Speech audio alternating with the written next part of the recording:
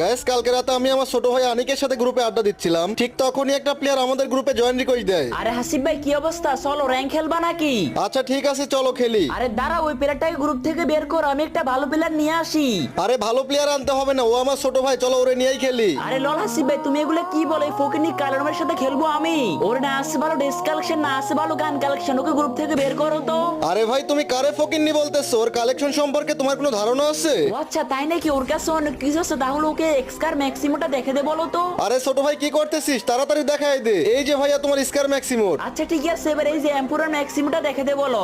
এই যে ভাইয়া, এই নাও তোমার M4A1 ম্যাক্সিমোর। আচ্ছা ঠিক আছে, এবার আমার ছোট ভাই তোমাকে এমন একটা ইমোট দেখাবে যেটা দেখার পর তুমি জায়গায় প্যান্টে হিসু করে দিবা। তার আগে বন্ধুরা, তোমরা যারা আমাকে মন থেকে ভালোবাসো, এই ভিডিওতে একটা লাইক করে চ্যানেলটাকে সাবস্ক্রাইব করে দাও। আর আমার নামের নিচে মেনশন করা লং ভিডিওতে গিভ হয়ে আছে, সবাইকে দেখে আসো। এই যে ভাইয়া 100 লেভেলের ইমোট, পারলে এইটা দেখাও। এইটা দেখাইতে পারলে আমার আইডি, ইউটিউব চ্যানেল সব দিয়ে দিব।